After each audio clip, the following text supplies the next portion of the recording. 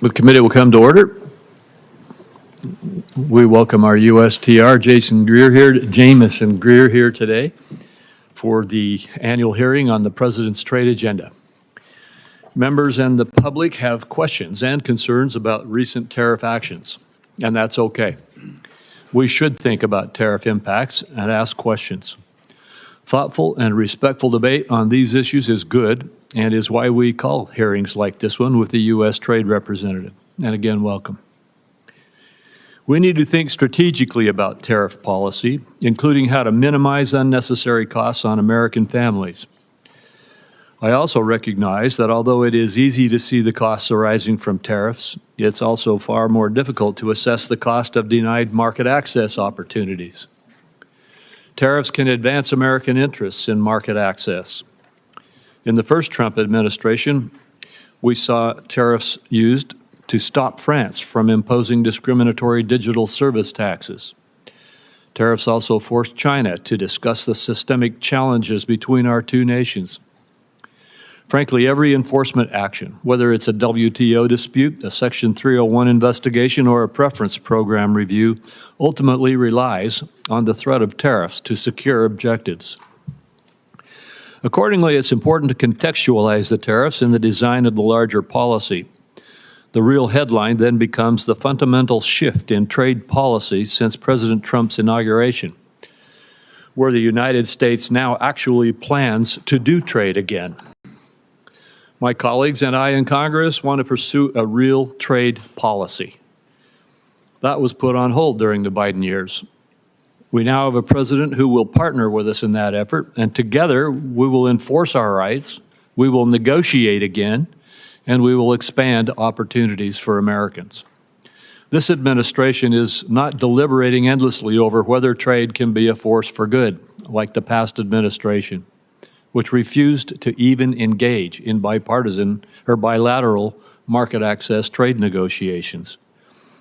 Trade today is the centerpiece of our international economic engagement, and we have plenty of substantive trade ideas to discuss. Businesses want certainty from good policies that will continue so that they can invest confidently in prospects that create jobs and wealth.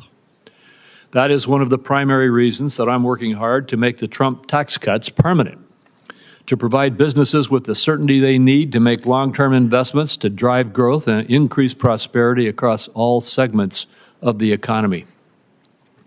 Contrast this kind of certainty and forward thinking on trade with that of the last 4 years, where the only certainty was that you were going to lose ground because your government fundamentally rejected free markets, free enterprise, and free trade. The last administration turned to industrial policy because it was certain that the free market failed in delivering what government planners believed was necessary for climate and social agendas. Indeed, China's central planners saw their own strategic thinking in the Inflation Reduction Act's approach of bestowing massive subsidies to stimulate investments that the market would not. We can restore faith in free markets by making it easier than ever to do business in America. The President's executive order last week to assist major investors to navigate our regulatory system efficiently is a good start. We plan to do more. The Biden administration provided us with only the certainty that in the face of a foreign government's discriminatory policies like digital service taxes, data localization, or other non-tariff barriers, it would not stand up for its citizens because it believed that the so-called right to regulate trumped the principle of free enterprise.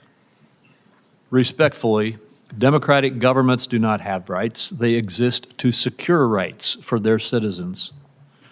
One immediately welcome change under the Trump administration appeared last week in the USTR's National Trade Estimate. Last year, the Biden administration deliberately cut from the estimate a number of discriminatory measures imposed on America by foreign governments because it sided with those governments over our citizens. This year's estimate is exhaustive because the administration carefully identified all of the ways that Americans lose out in the global marketplace. Finally, the validity of free trade will be seen again. The last administration did not pursue market access in its negotiations. Instead, it demanded governments to undertake a number of social and environmental commitments, even ones Congress did not approve of domestically. Not surprisingly, our partners did not put their trust in such negotiations. While tariffs inherently may be seen at odds with free trade, we must also acknowledge that many of our trading partners deploy barriers that have gone unchallenged for too long. Free trade, by definition, must be reciprocal. We do not have it if others can impose barriers on us unchallenged. Our failure to enforce our rights over the last 4 years lost a lot of ground for us. This cannot continue because what I am certain about is that American goods and services are innovative, high quality, and globally competitive. Senior administration officials say that a number of countries are coming to the table to engage with the USTR. We look forward to hearing about this engagement and the steps toward better opportunities for Americans. With that, I turn to Senator Wyden for his remarks. Thank you very much, Mr. Chairman. Mr. Chairman and colleagues, today's hearing on the President's trade agenda begins with American retirement funds, investors, and our economy in purgatory thanks to Donald Trump's plan to hike tariffs to levels not seen since before the invention of the automobile. Prices are continuing to increase. Markets for made in the USA products are slamming shut around the world. The U.S. economy has gone from the envy of the world to a laughingstock in less time than it took to finish March Madness. Through it all, Donald Trump and his advisors have yet to provide an understandable explanation. Any explanation for what his tax hike on the American people is supposed to accomplish. And so this morning, I'd like to focus on one central question. What is the plan? In the last week, the White House has been all over the map when it comes to this question. There is no clear message of how the tariffs were determined, what they're supposed to accomplish, how long they'll be in place, whether they're a negotiating tool or a move to try and cut the United States off from global trade and usher in a new era of 1870s-style protectionism. In the days since Donald Trump announced his tariffs, the President and his advisors have repeatedly changed their stories on all of these questions. Last Thursday, Donald Trump said, quote, "The tariffs give us great power to negotiate," just after Secretary Lutnick and a top economic advisor told reporters the tariffs were not up for negotiation. Then the stories changed again on Sunday when the Secretary of Agriculture and the top White House economic advisor, Kevin Hassett, both said Trump's tariffs were bringing foreign countries to the table, hoping to negotiate new deals to cut tariffs. At nearly the same time, the Treasury Secretary was on TV Sunday saying the tariffs would remain in place for, quote, days and weeks. Asked if the tariffs were up for negotiation, the Commerce Secretary said Sunday, "The tariffs are coming." He announced it, and he wasn't kidding. The tariffs are coming. And yesterday in the Oval Office, Donald Trump said there can be permanent tariffs and there can also be negotiations. So again, this morning, what we want to know is what is the plan?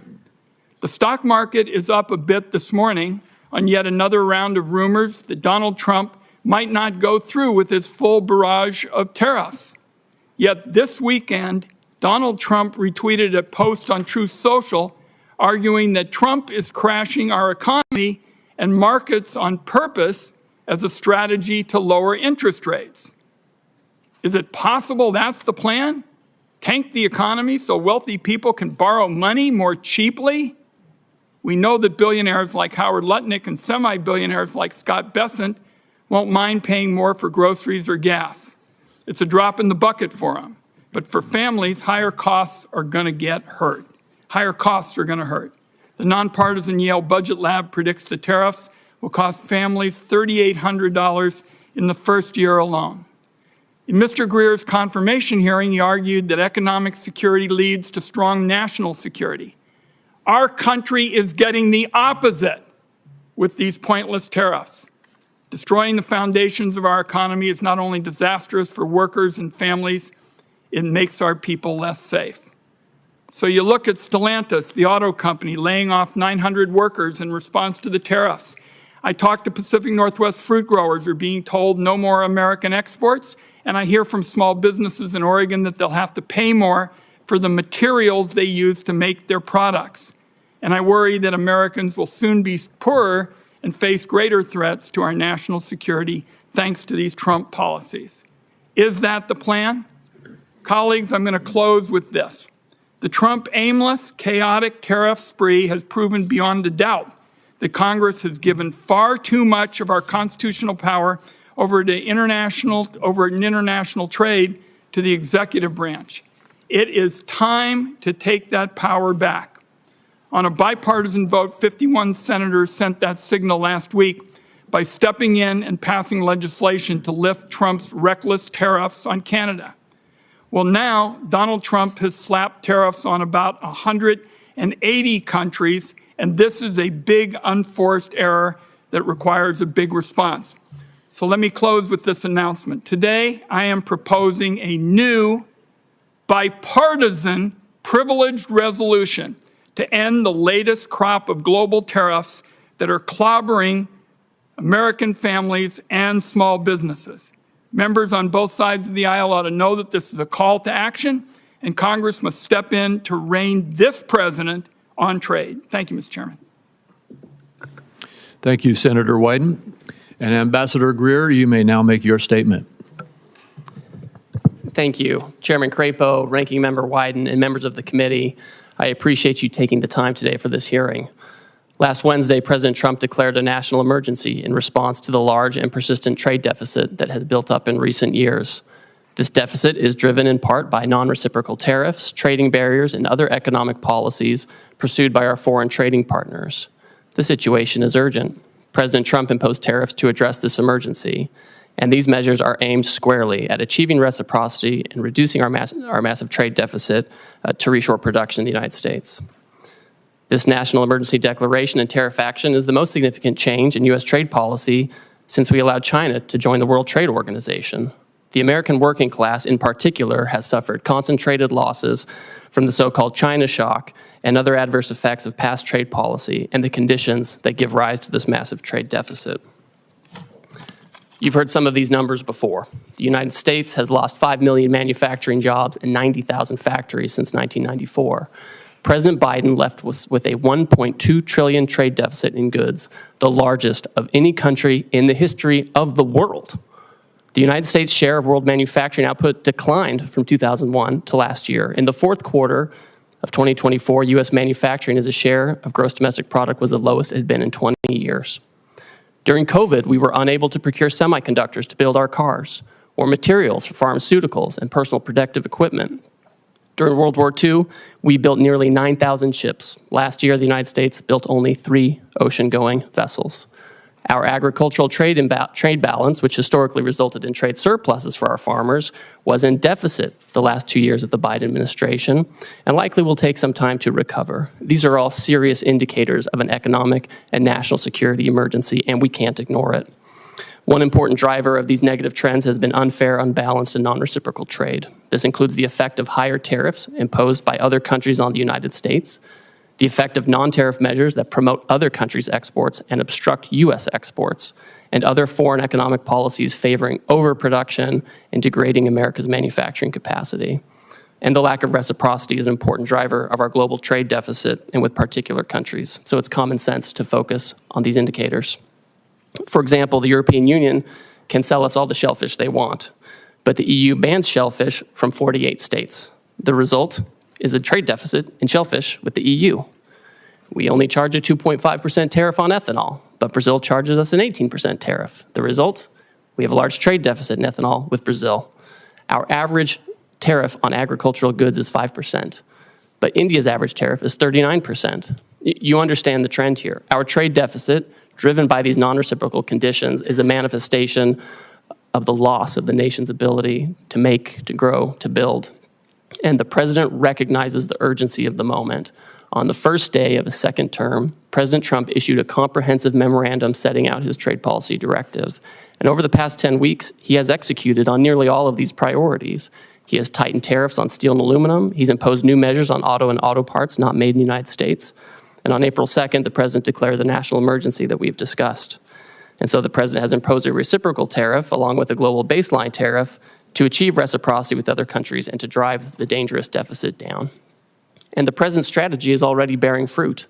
Over the past few weeks, a planned layoff for an auto production shift in Tennessee has been suspended. Another automaker is hiring additional employees and expanding overtime to increase auto production in Indiana. Companies have announced $4 trillion in new investment in the United States. Nearly 50 countries have approached me personally to discuss the president's new policy and explore how to achieve reciprocity, and they've spoken with many members of the administration. Several of these countries, such as Argentina, Vietnam, India, and Israel, have suggested that they will reduce their tariffs and non-tariff barriers in line with the president's policy. And these obviously are welcome moves. Our large and persistent trade deficit has been over 30 years in the making, and it will not be resolved overnight, but all of this is in the right direction, particularly as we start to negotiate with these countries. We must move away from an economy that's based solely on government spending and the financial sector, and we must become an economy based on producing real goods and services that provide jobs for working class and middle class Americans in their communities. This adjustment may be challenging at times, and in a moment of drastic overdue change, I'm confident, I'm certain that the American people can rise to the challenges they've done before. I appreciate this committee's interest in President Trump's trade agenda. I'm glad we're talking about this. That's created debate. And we may not agree on everything, but I know that you want to do what's best for America. So does the president, and so do I, and we'll collaborate together on this. Thank you again for your time, and I look forward to our conversation. Thank you, Ambassador. Yesterday, Secretary Bessent stated that you and he both will lead trade negotiations with Japan. I am very pleased that President Trump has decided to press for market access in this case. I hope we'll see more negotiations that press for zero-to-zero barriers, but could you explain a little bit what is the scope of these negotiations? Certainly. Thank you, Chairman. So as you know, yesterday the President directed Secretary Bessent and myself to interact with the Japanese. We've already been having several conversations with them over past weeks. So this is not a new development, but we are taking it to a new level. Obviously, we want to have more market access in Japan. For us, we feel like we could have more and better agricultural market access. There are also structural impediments to some of our industrial goods in terms of standards and regulations and that kind of thing. I also think that there are things we can do with our trading partners, things that aren't always purely in the trade sector with respect to economic security, whether it's export controls alignment or investment screening alignment or energy, making sure that our partners are tied up with us with respect to liquefied natural gas and other resources, as opposed to being dependent on other countries that may not be as friendly. And so I think all of these factors will go into these discussions with Japan in the coming weeks. Well, thank you. And as you indicated in your testimony, you've been approached, the administration or you have been approached by about 50 other countries already. I assume that the objective in these approaches, and I assume that there will be discussions and negotiations with them, but first, could you verify that? Is the objective here to engage in market access negotiations with these countries? Chairman, as these countries approach us, the idea is that we've had years and years of non-reciprocal access, and it's contributed to these trade deficits. As the countries come to approach us, what we've told them is, if you have a better idea to achieve reciprocity and to get our trade deficit down, we want to talk to you. We want to negotiate with you. And it goes both ways. Sometimes they have exports to us that are driven by subsidies and unfair trading practices. And then obviously they have non-reciprocal treatment on their end where they block our exports, sometimes through prohibitive tariffs, quotas that are not administered in the appropriate way, or other unfair trading practices. So these are the kinds of things that should be targeted. And I don't want to prejudge the negotiations, but if they're able to provide an alternative plan that can further these objectives, I think we're open to that. Well, thank you. The America First Trade Policy Memorandum rightly tasked the USTR to review China's compliance with the Phase 1 agreement. Under the agreement, China is obligated to purchase more U.S. goods and change basic practices and laws, the so-called structural commitments. The prior administration refused to discuss whether China complied with its structural commitments. And by the way, these were commitments made in response to tariffs in President Trump's first presidency, correct? That's right. What is your analysis of China's compliance with the structural commitments that it made in Phase 1 so far? Our assessment, Chairman, is that in the initial stages of implementing the agreement, China made significant movement to make these structural changes, whether it was with respect to agricultural rules, financial services, or IP. We found during the Biden administration there was little enforcement and little communication, and that the Chinese did not comply with this agreement in large part. I've had a call with my counterpart. I've communicated to him our feeling on this, that they have not complied with the agreement. And I think we're disappointed by this. It's not surprising, but we are certainly disappointed by that. And now you're engaged to, again, see if we can get compliance. We will see, right? The Chinese obviously have agency in this. It's not just a matter of U.S. policy. We, of course, welcome and we hope that foreign countries will change their practices to make sure that they're fair. And we look forward to continuing to monitor that situation. Thank you. The administration has announced it's negotiating an agreement also with India, and it appears already to be yielding results, such as India dropping its digital services tax. Although India has high tariffs, its non-tariff barriers are just as significant, if not more so. Will you try to include commitments on matters such as intellectual property, technical barriers to trade, and science-based agricultural rules to take on those barriers? Yes, and I have a standing call with my Indian counterpart to address these very issues. All right, thank you. Senator Wyden. Thank you. Thank you very much, Mr. Chairman. I saw at page 4 of your testimony, Mr. Greer, you said the president's strategy is already bearing fruit. Well, I can tell you for a lot of Oregonians who have 401ks that are being drained out, that's pretty rotten stuff. And you ought to realize how serious this is for the country. Now, everybody in the administration practically has a different story about the Trump tax hike. So I'm interested in knowing what the story is today. Will higher tariffs go into effect tomorrow as announced? Senator, yes, they're scheduled to go into effect. We are having negotiations with all kinds of countries at this time. The president's fixed in his purpose. The nature of the emergency that I discussed earlier is not something we can wait on anymore. So we will have the president's plan go into effect, and we're coupling that with immediate negotiations with our partners as they seek to. So it's not a question of something being scheduled.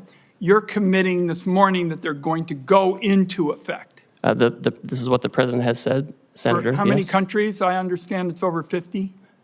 That are negotiating with Yes. us. We have about 50 that have come to speak with us, and I'm constantly talking to my counterparts. I have staff right now at USTR meeting with others, and we will have the tariffs in place, and if the other countries can come to an agreement on reciprocal trade, then that's something that the president can consider. I don't want to prejudge the negotiations or the president's decision, but that's what we're doing. Now, you've said you've been negotiating deals. Foreign countries have already retaliated against our farmers and ranchers and small businesses. How can you commit that negotiations are not just going to stop bleeding, but are actually going to open up markets that the Trump tariffs have closed off? So, Senator, we've already had many countries, many of our markets, explain that they are not going to retaliate against the United States. And in fact, Vietnam, for example, they've lowered their tariffs already on cherries. They've lowered them on almonds and apples, things that I know are important to the Pacific Northwest. And this is exactly the right direction that we want to go in. I look forward to hearing from you what other kind of market access you want as we enter into these negotiations. What's the status of China? As you know, that's a big market for us in the Pacific Northwest. What's the status of discussions there? I don't see much progress. What I see is it looks like it's going to escalate and escalate some more and hurt our consumers and our small businesses in our part of the world. Well, Senator, unfortunately, China for many years seems to be choosing its own path on market access. Again, they have agency in this. They elected to announce retaliation. Other countries did not. Other countries signaled that they'd like to find a path forward on reciprocity. China has not said that. and we will see where that goes. I think we need to work with our closest friends to make sure that we have trading arrangements that work, and if the Chinese are open, we'll see what. But they haven't signaled that at all, so I don't think that's in the very near term with China. I just am concerned that there's no strategy at all. I'm committed. We understand in the Pacific Northwest what the stakes are. To have a smart, tough strategy, I don't see any strategy at all, and you really haven't said much about what the strategy is this morning. Senator, I appreciate your concern. I want to keep having a conversation with you about this, but I see a distinct difference between those countries who have come to us and they said, we understand your issues, we understand the deficit, we understand your desire for reciprocity, and we want to work with you on this. And the Chinese approach, which has been, we're going to retaliate. We're trying to remedy a situation. We're trying to remedy a situation that's persisted for many years. And it would be wonderful if the Chinese agreed with that and wanted to persist in, work with us on that. But that's not where they are. And the president has recognized this, and he wants to focus on other partners. Let's talk before my time is up about services. The United States is a services powerhouse, from travel and technology to finance and media. Our services industry account for nearly 80% of the U.S. GDP and 8 out of 10 American jobs. Other countries are responding to Trump's global tariffs by retaliating against American services. Can you explain how your tariff actions aren't putting our services exports at risk like so much of your trade policy? Senator and Chairman Crapo mentioned this. We had India already pull down a digital advertising tax that affected some of our most competitive tech companies. We're already in conversations with other countries that if they want to have reciprocal trade with us, that's something that we need to consider as well. And we expect them not to discriminate against our services companies. We have some of the most competitive in the world. I agree with you. And to me, that's part of this calculation. I wrapped up with the services question because it seems to me it's classic Donald Trump. Really good at talking about problems, even saying that there is some reason to go forward, identifying a problem, but pretty damn bad at fixing them. And there's going to be a whole lot of collateral damage in the process if you all continue with these trade policies in services and in other areas. Thank you, Mr. Chairman. Thank you, Senator Cornyn. Ambassador Greer, thank you for being here today. I know there's been a lot of discussion about tariffs, but would you just briefly discuss non-tariff barriers to trade? In other words, the barriers that countries put up to deny market access from U.S. exports into those countries that aren't tariffs per se. Yes, thank you, Senator. I have here in my hand a book that's become very popular in recent days. This is the National Trade Estimate on Foreign Trade Barriers, and the Office of the United States Trade Representative puts this together with input from civil society, unions, industry, business, small business, and this is 400 pages of all the non-tariff barriers that you're talking about. Just a few examples. India, huge trading partner, they restrict imports of ethanol for fuel use by using restrictive import licenses. These are the types of border measures that don't sound very sexy to talk about, and they don't make for a great soundbite, but these are the things that actually block our exports, where they have licensing regimes or they have fake science that they use to block our imports.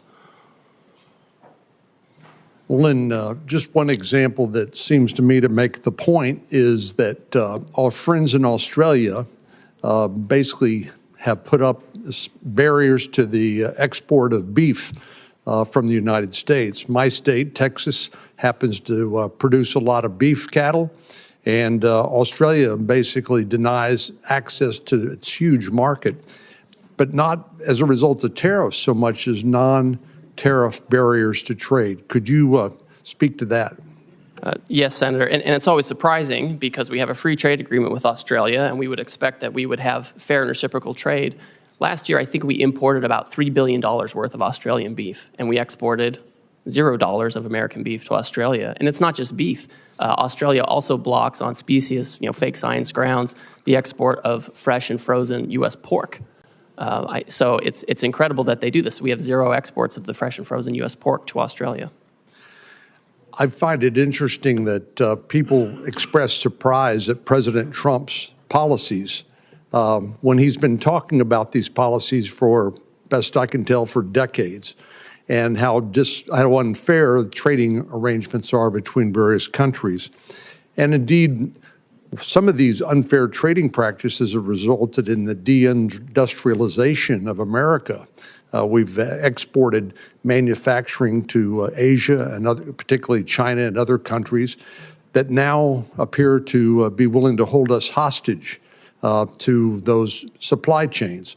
A few years ago, we passed the CHIPS and Science Act. We worked with Secretary Pompeo, Secretary Ross during President Trump's first administration and later was signed by President Biden, but to bring advanced semiconductor manufacturing back on shore because we recognized that the vulnerability that existed if there was another pandemic, there's a natural disaster, or heaven forbid, a military conflict break out in Asia, we wouldn't have access to these advanced semiconductors that run everything from your cell phone to the avionics on an F-35 Joint Strike Fighter.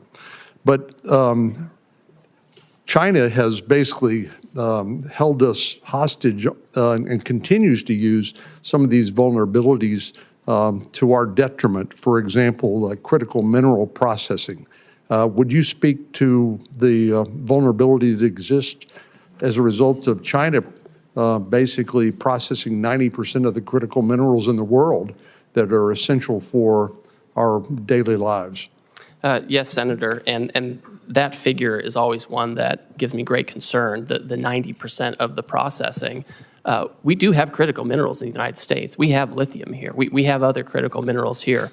And a lot of it is that China has centralized the processing of minerals, right? We have in the Western Hemisphere, in Bolivia, in Chile, we have all kinds of critical minerals, and that's in our hemisphere. But they get sent to China, they're processed, and they come here, and then if China wants to exercise economic coercion or other practices, they do have a stranglehold on these kinds of things. That's a very dangerous situation to be in. I mean, this is part of the urgency of what we're talking about. And I think as the Trump administration certainly takes action on trade, but also takes action on the environmental side and permitting and regulation, that's an area where we can actually have more of that activity here in the United States, or we can work with our trading partners to try to incentivize production there as well. Thank you very much. Thank you. Senator Bennett. Thank you, Mr. Chairman. Ambassador, it's good to see you again. Could you talk a little bit about the relationship of the tariffs that you have put on and rising prices for the American people? What is it the American people should expect to be able to suffer as a result in terms of rising prices? I understand your position is that the long-term gain is worth the short-term pain, but what is that short-term pain going to look like? So Senator, I think we can look at, I think we should look at history and data for this. You know, it's hard to project what's going to happen with prices, but we know in the first Trump term, the president imposed historic tariffs on China on an enormous amount of goods coming from China. And during that time, inflation went down by 0.1%. During the Biden administration, the historic inflation was not on imported goods or related to tariffs that President Biden put in place. It was related to, frankly, services, healthcare, education, et cetera. So I think there's not really a one-to-one on tariffs and price effects, and so many things go into price. I know you think I'm probably like dodging and weaving on this, but I'm looking at data, sir, Yeah, and the data shows it's not one-to-one. I know you're smart enough to know that the likelihood is that prices are going to go up for the American people as a result of the tariffs that you put in place. Do you disagree with that? Oh, I mean, when you say that the American, in your testimony, that you expect the American people will bear the burden, or that, and I'm sure they will bear any burden on some level. But what do you think that burden is actually going to look like? Well, I think the challenges, frankly, are going to be more for companies that are largely dependent on imports from China and Asia, where they have to adjust their supply chains in a quick set of time. Yeah. And the way the tariffs get allocated between the foreign producer and the importer, that's where the majority of adjustment comes. And we have a bunch of those companies in Colorado, and I know that Osprey Packs, for example, they probably don't want me to mention them, but I will. And in Southwest Colorado would be a very good example of that. I mean, they are very dependent on the supply chain from Vietnam, and they probably are really worried today about what's going to happen, which a lot of people are. I mean, I think one of the things about the situation we find ourselves in is is the degree to which we've now created huge uncertainty in our economy, and I'm worried that that is going to result in a lack of investment, capital investment. You mentioned some new investments that have been made in our economy, but I think that anybody who knows anything about the economy knows that uncertainty results in people freezing up, a paralysis, a lack of investment, which is going to make it hard for our economy and may actually provoke a recession. Could you comment on your concerns about that and how you're thinking about that? And I have one more question before I'm out of time. So Senator, the best way to have certainty is to build in the United States, right? That's the best way to have certainty. But that's going to take a long, long time. And what's going to happen in the meantime, do you think? So, Senator, we have, I would say, dilly-dallied for years on this issue. We've done these broad studies, which are interesting and helpful that we saw come out of the Biden administration. Right. But we have to act. I can't sit for 3 years and try to fine-tune something. I hear you. I hear you say that. But you could have made a different choice, which was to strategically target a geography, which is strategically target Beijing, strategically target certain industries where, all industries in America weren't affected at the same time. You didn't make that choice. I mean, you're in the midst of having trade negotiations with 90 different countries at the same time by your own testimony, all of whom can make their assessment, I assume, these are sophisticated people, about where the pressure points are on you, where the pressure points are going to come for us to not necessarily get the best deal because we're spread all over the globe negotiating every one of these agreements at the same time, rather than a more strategic approach, which would have had the benefit of giving us, I think, a much greater degree of certainty about where we were headed. Obviously, you made a different choice, and I'm just curious about how you think about your responsibility. How you think about that? So I would note, and I think it's thoughtful to think about things in this way. If you look at the results of the reciprocal tariff, the Western Hemisphere generally is at the lowest tariff rate. If you look at where we have our largest problems with non-reciprocity and deficit countries, it's mostly in Asia. And so you do actually see pretty strategic outcome with respect to promoting production in the Western Hemisphere as opposed to where we have all this overproduction in Asia that's given rise to our current problems on trade. I would just say in closing, Mr. Chairman, that's true. What the ambassador said is true, but it still doesn't, I still cannot fathom why we are treating Canada and Mexico, our largest trading partners, basically the same way we're treating Beijing. It doesn't make any sense to me. It makes no sense that we would do it all at the same time like that. And we're going to have to stay on it, which is why some of us have introduced legislation to make sure that Congress begins to take its appropriate role again in making these very important trade decisions. Thank you for your testimony. Thank you. Senator Lankford. Mr. Chairman, thank you. Thank you for the work that you're doing. You've got a lot on your plate, and appreciate the focus right now on this. Let me come from a perspective of a lot of Oklahoma farmers and ranchers and manufacturing folks and retail folks, and quite frankly, folks that sell to retailers that are in Oklahoma. They've got several questions that they've actually sent to me pretty quickly, so I want to be able to bounce a few of those. The goal of this is to do more trade internationally, that the United States would be able to manufacture here or produce here and sell more internationally, and that we would have that opportunity to have increased market access. Is that correct?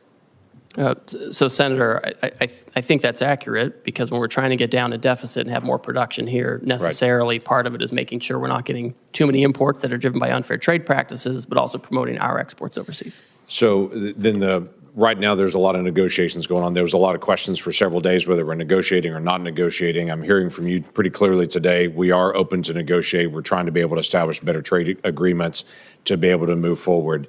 Do you have any timeline on certain countries or places that you have set internally to say we hope to have negotiations complete by this point? Obviously, negotiations can extend as long as they have to, but is there a timeline you're dealing with? So the president has indicated that he's willing to negotiate with parties that want to pursue reciprocal trade with the United States. We don't have any particular timeline set on that because, as you pointed out, Senator, the outcome is more important than setting something artificially for us. What I can say is I'm moving as quickly as possible, and a lot of these countries are moving very quickly, and we're working on the weekends, we're working at night as folks want to engage on this. Now, I will say, I know you want to ask something, the trade deficit has been decades in the making, and it's not going to be solved overnight. Right. Yeah, everyone understands that well, and everyone that I talk to is grateful that we're actually attacking the trade deficit issue and try to be able to bring down barriers to trade. They also want to get a timeline. Let me give you, for instance, I've got an Oklahoma company that several years ago spent millions of dollars to be able to move out of China. They moved into Vietnam for production because literally there was what they're producing, the parts were not created in America. So they were looking for other places to go. They spent all the money, spent all the time, shifted out of China, got to Vietnam and established there. Now they're saying we've got giant costs in Vietnam at this point. So they're going to have to renegotiate with every single retailer that they sell to, which is going to take a lot of time to be able to do it. What they're trying to be able to figure out is, do we hold on those negotiations and try to renegotiate with Walmart and Target and Costco and everybody else they're going to have to renegotiate with? Or do they press on with those negotiations now? If things are going to get resolved soon, they can pause. If they're not going to get resolved, they're going to have to renegotiate every contract again to try to figure out which way to go. So the time piece does matter to them. Senator, I understand completely, and Vietnam is one of those countries that understands that it is, frankly, one of the major targets of this action because their trade surplus with us is so lopsided. I think it's every $15 they export to us, we send them $1, and they remain closed to our exports where we can be competitive, agriculture, et cetera. But they've come to the table with an offer, right? We didn't go out and say, please come talk to us. They beat down our door and they want to talk about it. I don't anticipate that we're ever going to have equal trade with Vietnam. We're a much larger economy than they are, but bringing down the trade barriers would be helpful so that they would accept American products to be sold there. I think that's beneficial, but most countries in the world are never going to buy as much as we're purchasing because we just purchase a lot more from there. Another issue has come up about garment manufacturing. Obviously, this is a challenge. We'll have different pieces that are bought from different countries. We don't have a lot of garment manufacturing here in the United States. For those garment manufacturers that are here and for others, some in Oklahoma, they're asking me about exclusions and exceptions and how this is going to be handled to say, we can't buy it in America. This is the only place that's actually manufacturing it. I know long-term, the hope is to be able to have a more diversified, but in the short term, they don't have another option. How do you plan to handle that? Senator, the president has been clear with me and with others that he does not intend to have exclusions and exemptions, especially given the nature of the action. If you have Swiss cheese in the action, it can undermine the overall point, which is to get rid of the deficit, achieve reciprocity. To my point earlier to Mr. Bennett, the Western Hemisphere countries have a much lower tariff than many of the Asian countries, and I've heard from textile manufacturers for many years that they would love to have a situation where Western Hemisphere textile and garment manufacturing is more competitive, and maybe we're setting up the conditions for that. So in the short term, there's no exemptions that are coming on it. So for companies that are currently buying from Asia at this point, whether it be for textiles, whatever it may be, the goal is to be able to push them out of Asia into the Western Hemisphere, or where do they need to go at this point? Well, the president has been clear, again, that he's not doing exemptions or exceptions in the near term. My own sense is, given the tariff differentials between Asia and Western Hemisphere, I think people can start making decisions based on that. Senator Whitehouse. Thanks, Ambassador Greer, for being here. Just to sort of frame our conversation, tell me what a negative externality is. This is something you and I like to talk about. Yes, we do. This is a situation where you have a foreign country where perhaps they have actions such as poor environmental regimes or lax labor laws, and they don't bear the cost of that. Instead, they send their goods that are the product of these processes where they have lax regulatory regimes. They send it here, and we end up bearing this. They externalize these negative externalities to us, and we have to bear it, and our workers have to bear it, and we don't compete on a level playing field. So two things are wrong with this. One, the customary negative externality is pollution. And to the extent, for instance, on an issue I've done a lot of work on in bipartisan fashion, plastic in our oceans. Now it's in our drinking water, it's in breast milk. I mean, we've really gone down a very weird pathway with respect to plastics. If China, for instance, is responsible for dumping 60 or 70% of the plastics into the Pacific, then that's a harm to us, correct? Yes, I agree. Because it's a commons, the ocean, and we suffer from that. And then if the Chinese company is exporting their goods to the U.S., and that Chinese company has a lower cost for its product because it doesn't have proper pollution control with respect to plastic, and the U.S. company does, then that's an unfair trade imbalance, correct? Yes, I agree with that. So two things are wrong when we get into the situation of foreign countries allowing pollution that our companies pay to prevent. That's right. And that's an appropriate place for tariffs to be deployed to offset that trade imbalance and help protect the commons from this particular tragedy, correct? I think trade action can be appropriate, and when the president announced his reciprocal tariff regime last Wednesday, he specifically referred to pollution by other countries in his speech. You may not have listened to it, but you may want to go back and listen to that part, because that's very true, and I agree with you. Well, it might be the only place in which the administration shows the slightest interest in pollution, so good for that. The issue of plastics is, I think, a pretty significant one. Again, there's been a lot of bipartisan interest. I even went up to the Oval Office during Trump 1 to have one of my bills signed by the president, and he gave a very animated riff on Asian countries polluting our beautiful oceans and how it comes ashore very often in Alaska by the ton along their beaches. So I hope this is an area we can continue to work together. And in particular, I hope that you'll sit down with me and Senator Cassidy on legislation that we are working on. Will you give us that meeting? Senator, I'll take any meeting with you that you would like to talk about this issue. And Great. I'd like to Well, also we'll let you sit down with Senator Cassidy's team and have a conversation there.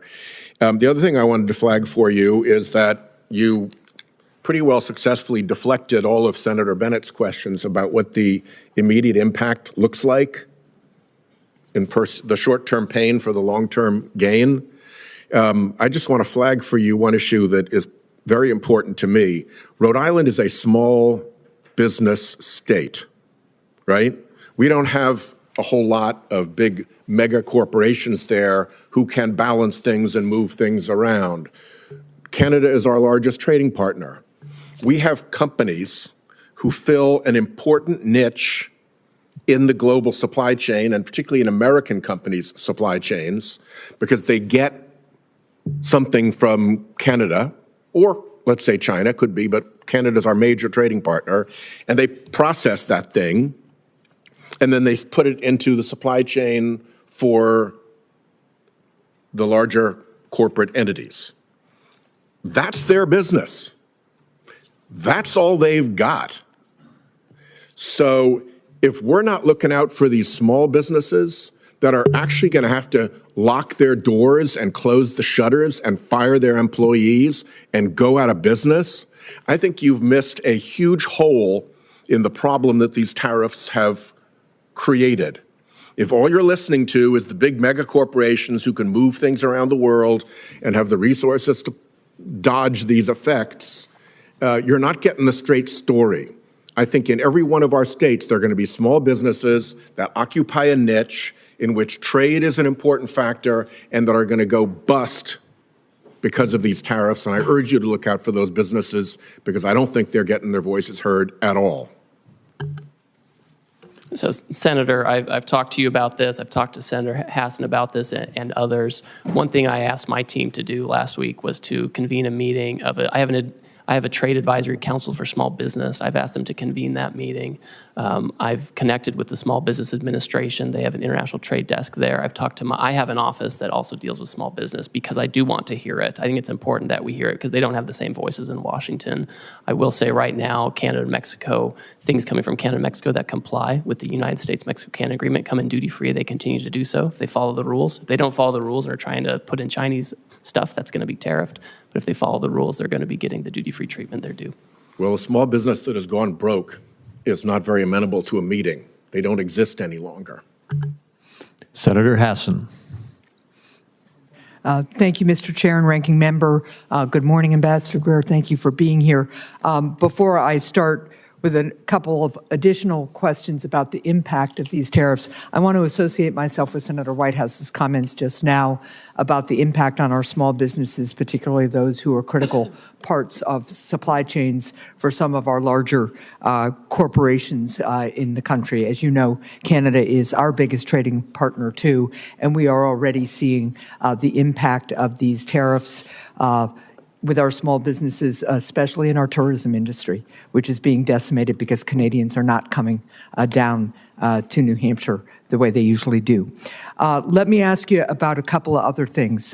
President Trump's tariffs have made almost everything that families buy more expensive. The president imposed a 10% national sales tax on all imports into our country and an even higher sales tax on imports from more than 50 countries, including our allies like Canada. This is the largest tax increase in over half a century, and it's going to cost the average American family $3,800 a year.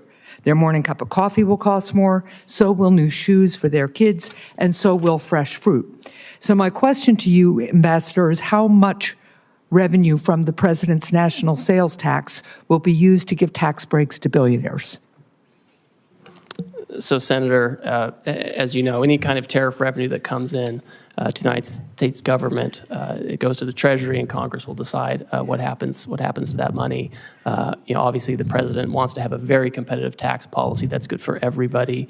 That was part of why he had such a successful economy in the first term, is he married trade action with good tax policy to have $7,000 an increase in real wages over that time. Well, let's let's be really clear. The president, besides the contradictions in the way he talks about the purpose of his tariffs, the president's made very clear that he sees tariffs as a way of increasing revenue. At the same time, he's working with the majority in Congress to give additional tax breaks to the wealthiest people in the country at the expense of working people who are going to be paying more for everyday goods they absolutely have to pay, goods they were hoping were going to cost less, given the president's campaign promises. But of course, he isn't keeping to those campaign promises as prices continue to go up.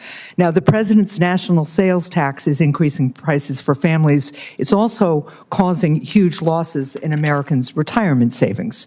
Ambassador Greer, would the administration reverse course if the president's tariffs led to 10% inflation?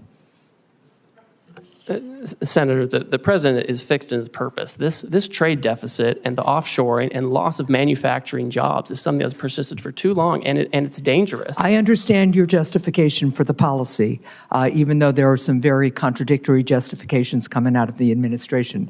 But my question is, what's the inflation rate where you guys would reverse course? 10% inflation that I just asked you about, that is higher inflation than we saw at the peak of the COVID economic crisis.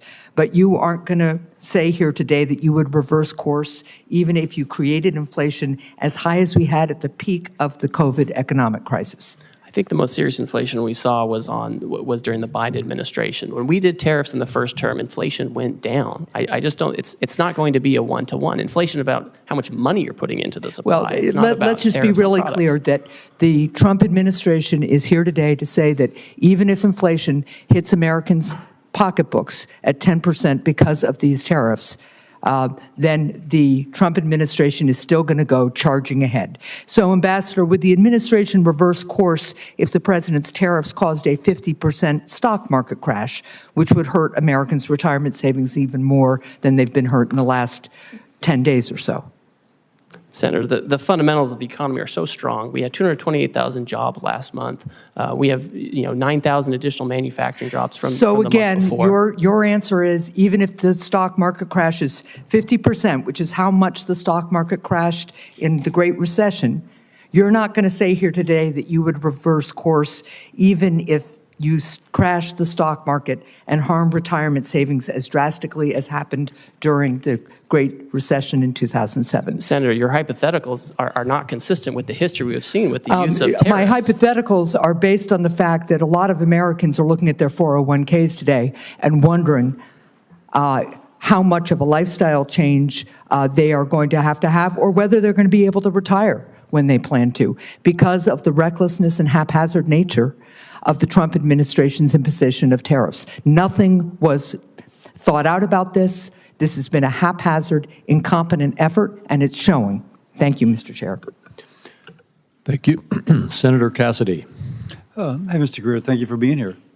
When I speak to my rice people and my shrimp people back home, they say that the tariff barriers and the subsidies by other countries for those products are so much that it is putting some of our shrimpers and some of our rice people either out of business or in incredible financial binds. And so the fact that the president is attempting to address these as well as the non-tariff trade barriers is incredibly important. Let me first say that. But I'll also hear from my producers that the mean tariff being selected to apply to a country may not account that for rice, for example, the tariff is much higher for that particular product, and that it is not adequate to address that which is taking place. Any thoughts on that, and how can we have something more particular for products which are really over tariffed? Yes, thank you. And I appreciate that concern, and the tariff rate applied to many of these countries, again, was a countrywide rate. It wasn't product specific. My sense is if countries come to us and they expect to have some kind of a different plan, they will need to change these things, right? And they will have specific products, specific barriers that they would have to address, right? Or else, the president, again, he's fixed his purpose. He wants to see production back here. He wants to see our agriculture producers doing well. And these countries just have to have reciprocal trade with us. And that means taking care of the types of barriers and tariff rates you're talking about. So it sounds like you, one of the things I think they want to know is that since shrimp might be a relatively small part of trades with some of these countries, that the interests of, for example, shrimp will not be sacrificed in part of a greater whole. No, I think, and I saw a really interesting article today in the New York Times on shrimp. You may have seen that, where the tariffs have actually given a bit of a lifeline to these shrimpers. And I think that if there's going to be any kind of change to any of this, and I'm not going to prejudge that, we have to make sure that our industries are protected adequately, so we don't go backwards with the deficit. Let me ask, in the President's America First trading policy, there's several sections relating to free trade agreements and how they will be evaluated. Senator Bennett and I are working on an America's Act, which would be a hemispheric trade policy, which would have several purposes. One, to strengthen those ties. Secondly, to keep the Chinese from making the incursions that they are absolutely making throughout the hemisphere. Some are calling the Caribbean a Chinese lake. And so this would allow us to push back upon that. Can you share anything regarding the analyses of the free trade agreements we have within our hemisphere, and then specifically on countries like Argentina who would like an FTA with our country? Certainly. I would say that we are first and foremost focused on addressing this emergency and the reciprocal tariff action and implementing it appropriately. With respect to relations in the hemisphere, any kind of trade arrangements with these trading partners, I think, need to be coupled with strong rules about third countries. What I don't want is a situation where these countries are using, their export platforms to incorporate content and goods from, China or other Asian countries, where we have a real issue with our deficit and offshoring of manufacturing. I would expect any kind of changes to these arrangements to be accompanied by changes in rules of origin to ensure that the United States and U.S. workers are really benefiting from these agreements. So nothing from an FTA in general, but the specific of where it's being used to circumvent the intent of the FTA is the concern of the administration. Yes, that's certainly a huge concern. And again, the president wants to see factories back here. The most certain way to not have a tariff is to build your factory in the United States. If people want to use other countries and insist on that, then we want to make sure that they're not using that to arbitrage for higher tariff jurisdictions to use them as an unfair export platform. Let me ask you this. Louisiana has some of the largest ports in the nation by tonnage. And all the commodities going from the Midwest flow through my state going out to the world. Earlier, USTR proposed imposing like $1 million for every vessel built in China. And I'm told that if the Koreans have a fleet of 50 and 5 of the ships are built in China, then the $1 million would apply to all 50, not just to the ships that are built in China. Now, that would clearly impact a ship coming to the United States to offload. If you will, impact my ports and the ability of our goods throughout the nation to move through the Mississippi. Is USTR going to hang by that or considering modifying that? Can you kind of give us any idea about that? So to address the lack of shipbuilding in the United States, USTR's proposed actions are just those. They're proposed actions. They're a series of potential remedies that could be used to incentivize shipbuilding in the U.S. They're not all going to be implemented. They're not all going to be stacked. We've asked for a lot of input, and we've had hearing on that. We've collected comments. We've reviewed it. I've met personally with certain stakeholders during that time period, and I think the president will look very carefully to make sure that we have the right amount of time and the right incentives to create shipbuilding here without impacting our commodity exports. Okay, thank you. I yield. Senator Cortez Masto. Thank you, Mr. Chairman. Ambassador, as USTR's Chief of Staff in the first Trump administration, you oversaw the negotiation of the U.S.-Mexico-Canada agreement, the USMCA, and the renegotiation of the Korea-U.S. Free Trade Agreement, the KORUS. President Trump signed both of these agreements. He called the USMCA a colossal victory, and KORUS a historic milestone. And yet, with President Trump's new blanket tariffs, he is ripping up these agreements with our allies that we negotiated with. Why would any country want to do business with us, much less negotiate a trade deal, if we don't even honor our ongoing agreements? So, Senator, we are the consumer of last resort. These countries have to sell here. They have, many of them, especially in Asia, have built their entire economies around exporting to us. They're very dependent on it, and that's part of why we have this huge trade deficit. With USMCA, those parties continue to enjoy duty-free treatment for many of the products that continue to comply with the rules that were set out 5 years ago. There's a big concern, Senator, that we did not have adequate other protections to stop the flow, particularly of like autos into the United States. But there was a process for you to renegotiate that agreement this year. We talked about that in my office. Isn't that correct? That's correct. And it wasn't to do these blanket tariffs, correct? What we have to address is an emergency, Senator. That's true. And you should be honest. At least as you sit here, as you were in my office, be intellectually honest. Now, let me just ask this, because this is also true, and I so appreciate my Senator Lankford asking this. Time matters. How long did it take to negotiate that agreement, the USMCA, that you were part of? We did it at breakneck speed. We did it in about 2 years. 2 years. And now you're telling us you have nearly 50 countries coming to you, approaching you to enter in a negotiation, and you think that you can do that overnight? India. Man, you're pretty superhuman here, if that's the case. So let's be realistic. That's all we're asking. Common sense and realism here, Ambassador, as you sit here before us. And let me talk about something else that is really important for my state, and I think this entire country, because this administration is forgetting that we have $1 billion economy when it comes to tourism into the United States. People know Las Vegas. My state is Nevada.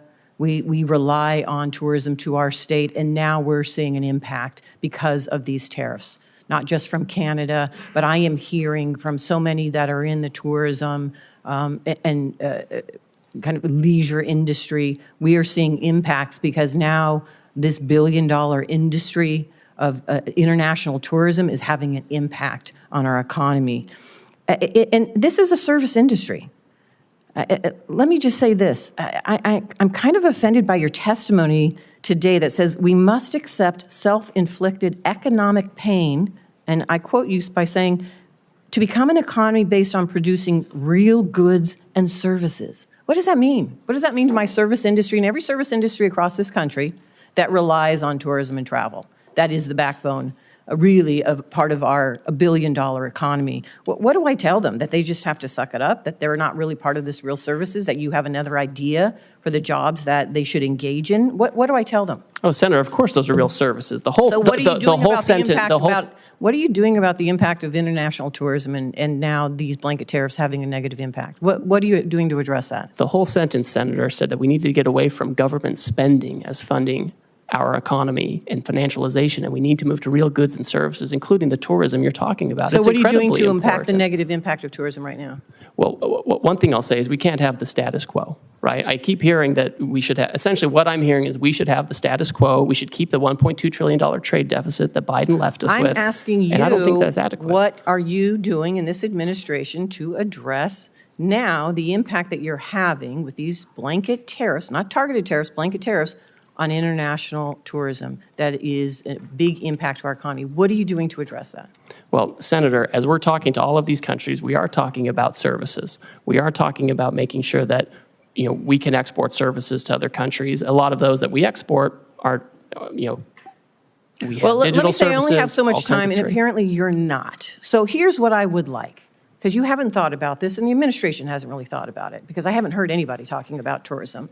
So why don't you come talk to me in my office, and let's talk about and put a plan together, because these blanket tariffs are having an impact on tourism in my state and across the country. Senator, I'm happy to instead come of talk just to you. defending it, why don't you just come sit down with some of us and try to address the concerns that we are seeing and feeling in our states that this administration has not taken into account?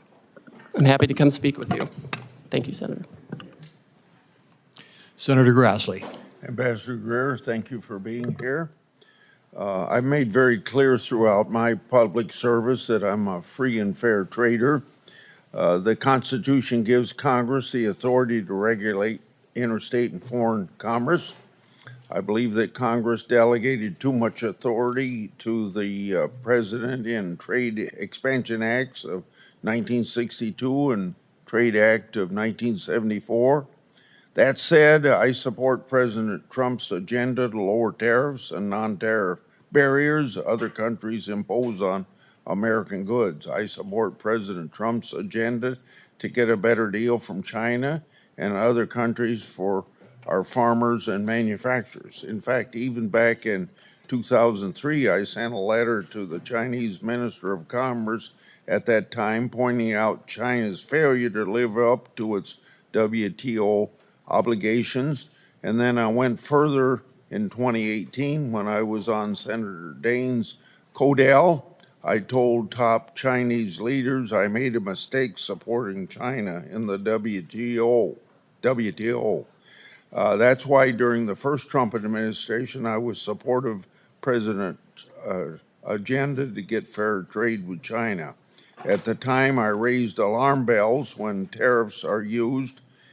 We all know agriculture is usually the first place of retaliation. In response to Chinese retaliation to tariffs, the first Trump administration set up the Market Facilitation Program for farmers, which gave direct payments to farmers affected by the tariffs. This helped farmers weather the short-term impact of trade retaliation. But as you know, farmers still overwhelmingly want to get their money from the marketplace and not from a government check. So far in this administration, we've seen even more sweeping tariffs, with some countries already retaliating agriculture, including China. I have been very vocal in my wait-and-see approach to these tariffs because I believe President Trump and you, Mr. Ambassador, are using them to get fair trade for Americans with many countries. If that's not the case, level with me.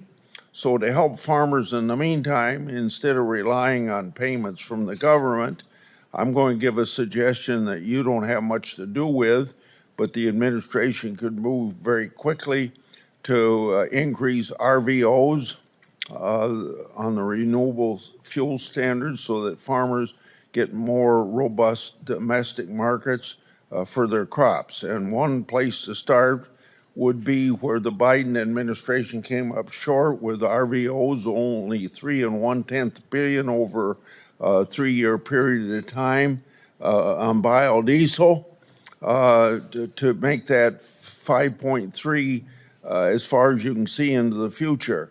That would very dramatically increase soybean prices. So my question to you is, in the medium to the long term, do you plan to turn these tariffs into trade deals to reduce tariffs and non-tariff barriers? I support that. On the other hand, if the purpose is to stall on negotiations in order to keep tariffs high for the sole purpose of feeding the U.S. Treasury, I oppose that. So is this administration for trade reciprocity or for Treasury replenishment? Senator, thank you, and thank you for your years of service on the trade space, and you're one of the deans in this area. It's important to understand the sense of the emergency that we're facing and urgency with the need to reshore and do manufacturing here. It's incredibly important to the president. Yesterday, he stated very clearly that he is happy to engage in negotiations immediately with countries that believe that they can help us reduce our deficit and get rid of the non-tariff barriers and the tariffs that affect that. I think the answer, Senator, is it's going to be country by country. There are going to be some countries where they're not able to address their non-tariff barriers or their tariffs or the deficit fully, and there will be others who I think will be able to do that, and where the president will have the option of making a deal with them. So we're certainly seeking reciprocity. Now, if we have the tariff on a country, there's obviously going to be a revenue effect, but we need to reshore manufacturing, we need to get rid of our agricultural deficit, and we need to make sure that if countries are going to trade with us, it has to be on a reciprocal basis.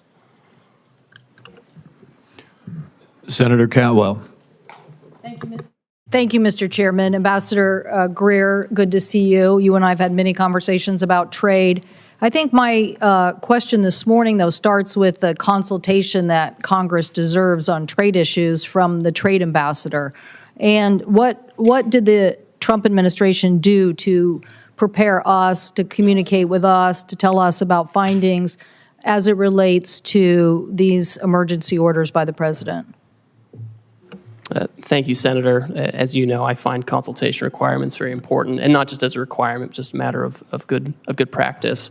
Our staff, the USTR staff, in the past 2 months that we've been in office, have had over 200 formal engagements with staff on the Hill, obviously here in the Senate, also in the House. The day of the reciprocal trade announcement, we had our staff also up here briefing your staff. And we also had the president issue very publicly his America First trade policy memorandum, which specifically said that he was going to look into the trade deficit and the possibilities of tariffs. So we've wreaked havoc on the economy by having one of the largest drops of the market. We have people's 401 in panic. We have retail organizations like the Retail Industry, National Retail Federation, American Apparel Industry, Outdoor Association, Consumer Technology, Computer Communications Industry, Main Street Alliance, Small Business Majority, all anxious, asking us to do something. And you're saying, well, some people passed some notes to staff. What the requirement is, and this is where I believe the president has misconstructed and actually exploited this authority, is not communicated to us, nor these interest groups that are now panicked over the effect of tariffs.